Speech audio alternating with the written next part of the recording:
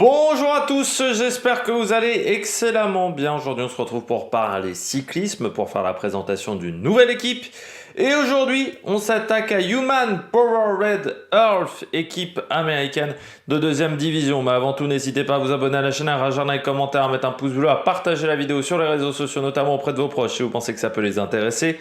Dans les commentaires, n'hésitez pas à me dire quel coureur vous allez suivre, quels sont ce que vous pensez que cette équipe est capable de faire cette saison également.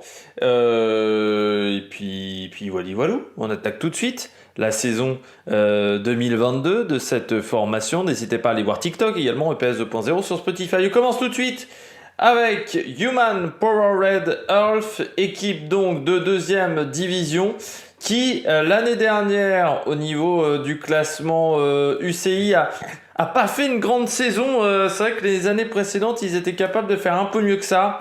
Ils ont fini juste devant Kern Pharma, derrière Cara Rural, mais vraiment il y a une différence de points par rapport à Cara Rural, hein. Ils sont 500 points derrière Cara Rural.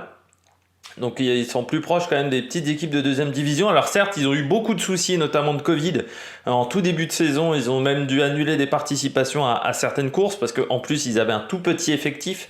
Ils étaient 18, je crois, l'année dernière en début de saison. Ils ont fini à 22, mais je crois qu'ils ont commencé à 18 en 2022. Et c'est vrai que ça a été très compliqué. Des leaders qui n'ont pas forcément aussi bien performé que d'habitude. Je pense notamment à Colin Joyce, par exemple. Je pense à Arvin De Klein également, qui avait fait bien mieux en 2021, et ce qui fait que tu as une saison qui est compliquée pour cette formation où ils ont déjà fait mieux. Donc l'objectif ça va être vraiment de se relancer, mais ça va pas être facile parce qu'ils perdent quand même pas mal de leurs très bons coureurs qui sont chez Q36 par exemple, quoi. Ils ont été un petit peu pillés, je dirais, par d'autres formations. Donc on va voir comment ça va se passer, mais c'est vrai que l'année a pas été excellente. Il y a la deuxième place sur le Maryland Cycling Classic pour Zukowski. Et après, c'est beaucoup de résultats quand même sur des 1-1 ou sur des 1-2, notamment la victoire de Pierre-André Côté sur le Grand Prix Criquet-Lyon. Mais il y a beaucoup de résultats qui n'ont pas été fantastiques pour cette formation, qui a eu du mal, voilà, au niveau de la saison. Et puis comme c'est une équipe qui se fait quasiment pas inviter sur les World Tour, parce que c'est une équipe qui participe assez peu au calendrier World Tour au final, hein. À part sur les grosses classiques, mais c'est pas l'équipe qui reçoit le plus d'invitations. Et ben c'est vrai qu'elle subit aussi le fait que dans le calendrier aujourd'hui nord-américain, vous n'avez plus que les classiques canadiennes en grosse épreuve, hein. C'est vrai qu'on a perdu pas mal de grandes courses du côté du calendrier américain. Et c'est sûr que ça n'aide pas cette formation.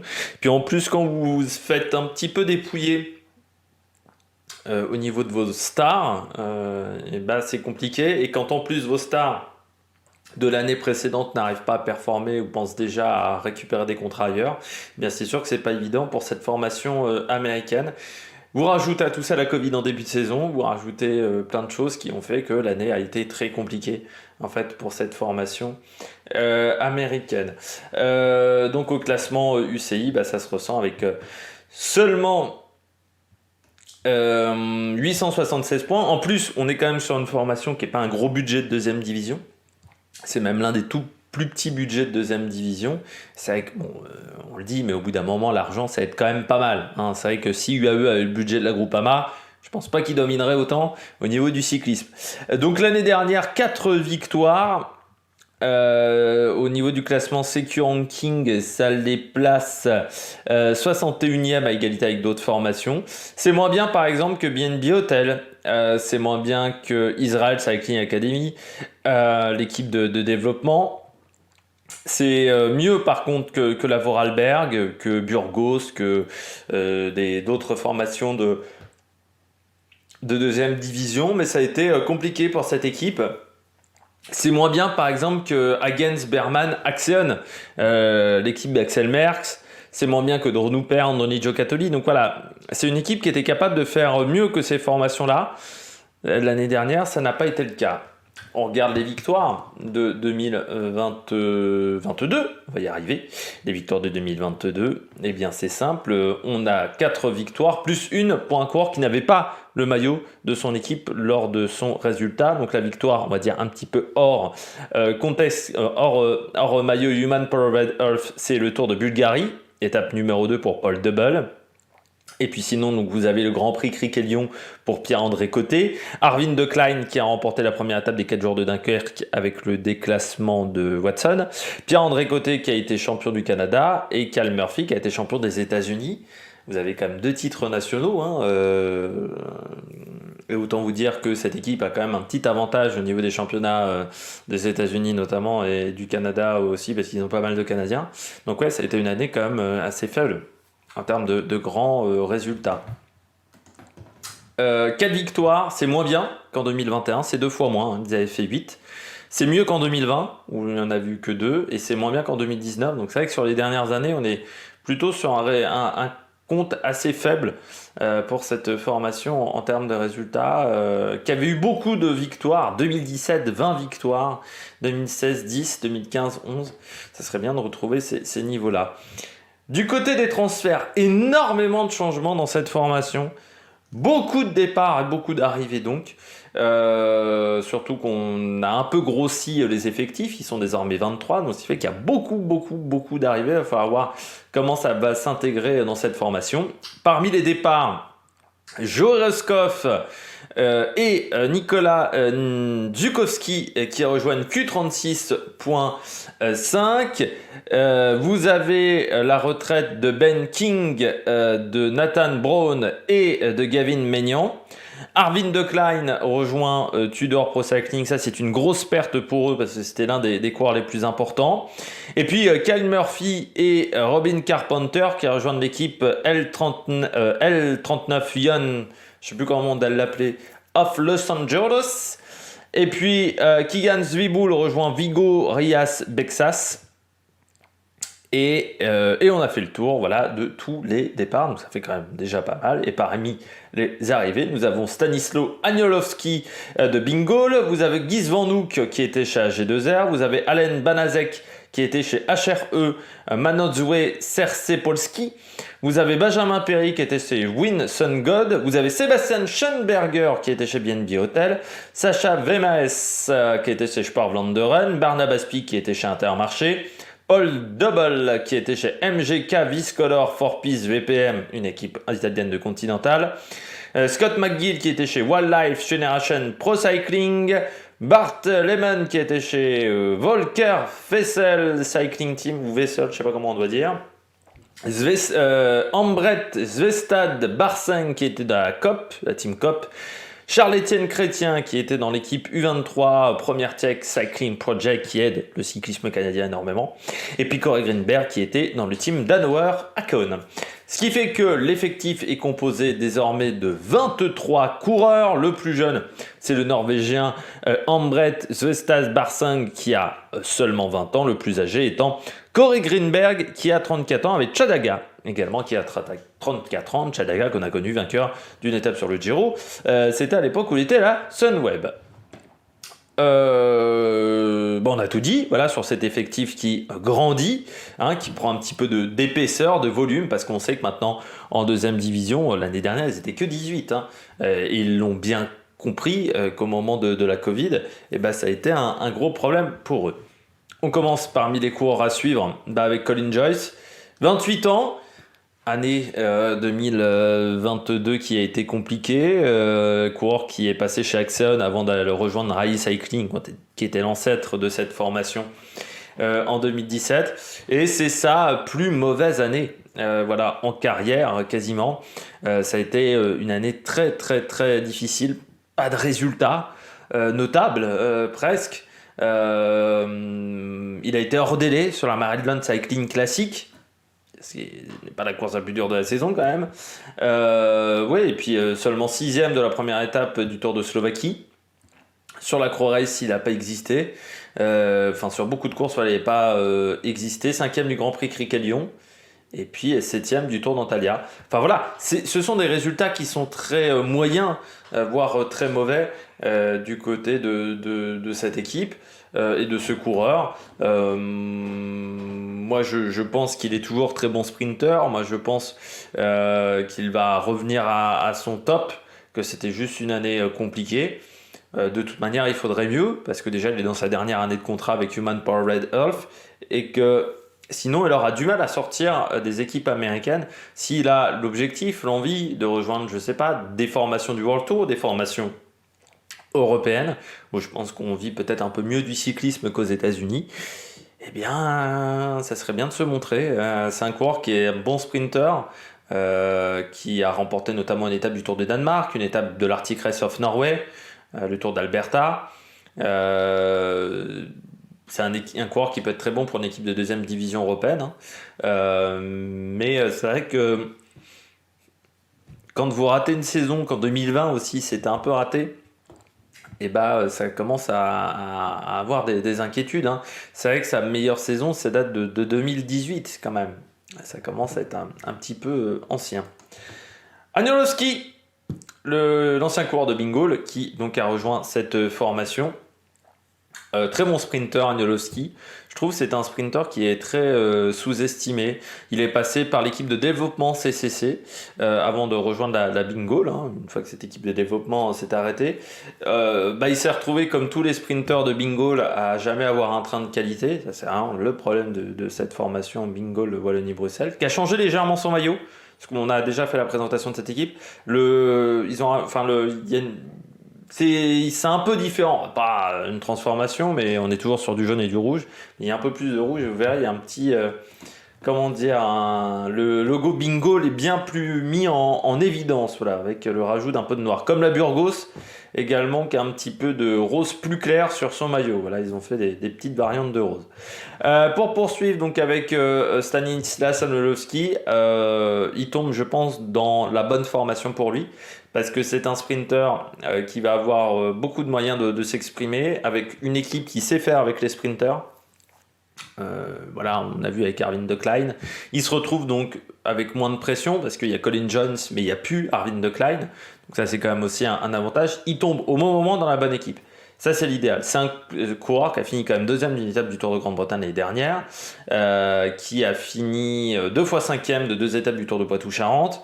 Alors certes, il n'y a pas eu de victoire, mais il y a énormément de top 10 dans sa saison. Quatrième dans la Classica des Almeria. 10e du Grand Prix Jean-Pierre Montserrat où il y avait beaucoup de sprinters, 2e d'une étape des 4 jours de Dunkerque également, 8e de la Ronde van Limburg, donc c'est un coureur, voilà, qui a fait des très bonnes choses alors qu'il était dans une équipe qui ne sait pas emmener les sprints, la formation Bingol, donc avec une équipe qui sait faire le job, ça peut être vraiment intéressant pour le coureur polonais. On continue avec Barnabas Pic. Là aussi, bon coureur je pense qu'il s'est retrouvé en World Tour trop vite, lui. Il s'est retrouvé chez Mitchelton Scott dès août 2019, il était en stage, mais ensuite en 2020. Ça s'est pas hyper bien passé chez Bike Exchange, chez Intermarché. Ça n'a pas été fantastique non plus en termes de résultats, à part la deuxième place sur l'Albert Achterd S. Profonde, Van Drenthe. Aux Pays-Bas. Sinon, il a eu du mal, voilà, à avoir des gros résultats. 12e de la Route Tourangelle, voilà, 17e de la Breden Corsair Classic. Et au championnat de Hongrie, il a été très bon et sur les courses hongroises. Mais aujourd'hui, c'est un coureur qui a des belles qualités. Je pense que c'est un coureur déjà qui a du mal à savoir quelle est sa spécialité. C'est-à-dire qu'on a du mal à savoir si c'est un rouleur, si c'est un coureur avec une pointe de vitesse, une sorte un peu puncher, quoi. Si c'est un grimpeur ou un coureur de course par étape, on a du mal à savoir quelle est la spécialité de Barnabas Pic, parce que c'est un coureur qui a fait également, je crois, qui fait du cyclocross, Barnabas Pic, qui a eu des résultats en cyclocross. Sur la route, il n'y a pas les résultats. Après, des fois, ça arrive. Je pense à Quinten Hermans. Quinten Hermans, il a mis du temps avant d'être performant sur la route, hein, parce que le cyclocross et la route, ce sont des efforts qui sont différents. Le cyclocross, c'est 1 heure. Il y a la place dans le peloton, à part sur la phase de départ, Mais au bout de 500 mètres, bon voilà, les groupes sont quand même bien décantés, hein. C'est très rare quand même que vous ayez un peloton de 25 coureurs qui se battent pour la victoire dans un cyclocross. Donc c'est vrai que parfois, je dirais que c'est un peu le même problème avec certains VTTistes qui sont sur des temps d'effort qui sont plus courts et qui ont du mal aussi avec le placement dans le peloton. Et ça a peut-être été le problème, parce que dans ses jeunes années, il avait fait quelques crosses, je crois. Alors peut-être que je confonds avec un autre, peut-être que je confonds avec Fetter. Je l'avais vu faire des cyclocross, lui. Mais je dois confondre. Parce que là, quand je vois ses résultats, il y a pas grand-chose. Voilà, à part le championnat de Hongrie. Mais parfois, c'est un peu compliqué. Et lui, je trouve que c'est un coureur qui est monté trop vite. On l'a fait monter directo sans voir le tour, alors que c'était pas forcément la bonne idée. Et aujourd'hui, bah, il se retrouve à être bloqué. Et là, ça serait bien de se relancer pour ce coureur hongrois parce qu'il a des qualités, je suis sûr. Il fait même quasiment sa meilleure saison en 2022. Et dans une équipe plus petite, il arrive à un âge, 24 ans, où ça peut être un bon moment pour se relancer dans cette formation. Donc ça peut être très très bien pour lui. Et puis je termine avec l'Autrichien Sebastian Schoenberger, qui était chez BNB et qui s'est retrouvé dans la même situation que tous les coureurs qui étaient chez BNB Hotel. Schoenberger, 28 ans, il a fait enfin, il a été souvent baroudeur sur le Tour de France. Ça peut être un coureur qui peut peut-être avoir des résultats quand même sur les courses de 4-5 jours. Et puis, c'est un coureur qui a un profil qu'ils n'ont pas, de toute manière. C'est-à-dire des grimpeurs, c'est pas forcément ce qui court le plus les rues. Chez Human Powered Earth, ils ont pas mal de bons rouleurs, de coureurs qui sont capables de faire le job sur les étapes de plaine. Par contre, des grimpeurs, il y en a très peu dans cette formation. En plus, il va se retrouver quand même avec des Polonais, donc il va avoir des coureurs qui parlent, on va dire, des langues similaires. Pas dire la même langue, un autrichien, le polonais, c'est pas la même langue, mais au moins, peut-être il y a quelques similarités, voilà, il y a quelques similarités ou moins de culture entre ces deux pays, donc ils se retrouvent pas tout seuls, ce qui peut être parfois compliqué, puisque quand vous tombez dans une équipe américaine, que vous êtes européen, il y a un peu un choc des cultures parfois qui peut se faire. Mais ça va être intéressant de voir comment il va se comporter Schoenberger dans cette formation. Je pense qu'il aura beaucoup de cartes libres pour jouer les échappées. Et puis c'est un coureur qui connaît bien les courses de Coupe de France aussi. Il a notamment fini troisième d'un Tour de Vendée l'année en 2021. Donc c'est un coureur qui connaît quand même les épreuves professionnelles et les épreuves européennes, donc ça peut vraiment être un avantage. 14e de la Mercantour Classique, aussi 14e du Général de l'Alpe Isère Tour, 6e des Boucles de l'Aune. Voilà, c'est un cours qui peut leur apporter des résultats dans un secteur qu'ils n'ont pas. Donc ça peut être intéressant pour un coureur qui a quand même beaucoup couru en Autriche, hein. Il a fallu attendre 2018 pour qu'il arrive en Italie, donc c'est assez rare, mais voilà. Mais il a 28 ans, il a déjà commencé en 2013. Après, en Autriche, ils ont tendance à commencer très jeune au niveau professionnel, parce qu'ils ont Tyrol notamment et Gourmef Medfine aussi, qui sont des équipes en continental qui sont là depuis des années. Vorarlberg et je crois autrichien également. Ils ont des belles formations de continental. Ça n'a jamais donné une formation de deuxième division du côté des Autrichiens, mais c'est quand même une nation aussi qui a des cyclistes assez régulièrement depuis 20 ans. Je pense à Bernard Heisel notamment. Voilà, c'est une équipe c'est une nation qui est là depuis de nombreuses années dans le cyclisme. On passe au maillot. Changement du côté du maillot. L'année dernière, c'était très orange. Hein, donc c'était le problème d'Euskaltel, le problème de toutes ces formations qui avaient décidé de mettre du orange. Là, on a pas mal de bleu, pas mal de foncé. Le orange est un peu moins présent sur le maillot. Et puis surtout, il est beaucoup moins vif, ce orange, parce qu'à l'année dernière, ça piquait un petit peu les yeux au niveau du maillot. Je trouve, moi, le maillot est plutôt réussi. La question que je me pose, c'est qu'on a quand même un design qui, je trouve, en partie ressemble à celui d'Israël. Donc je me demande, est-ce qu'on va les confondre? Mais il y a quand même des différences avec le maillot d'Israël. Ouais, non, en fait, je dis une connerie parce que oui, c'est plus Ah, quoi qu'il y ait du saumon ouais, sur l'arrière. Mais je pense on va pas. Ouais, non, on va pas enfin, on va les différencier. J'avais peur, c'était au niveau du foncé. Non, non, on devrait les différencier et je trouve que ça fait un peu plus mature, voilà, comme maillot que ce qu'ils avaient fait l'année dernière. J'espère que vous avez aimé cette vidéo. Si vous avez aimé cette vidéo, n'hésitez pas à vous abonner à la chaîne, à réagir dans les commentaires, à mettre un pouce bleu. Et puis nous, on se retrouve pour de nouvelles aventures sur l'Amérique Production. Ciao, ciao!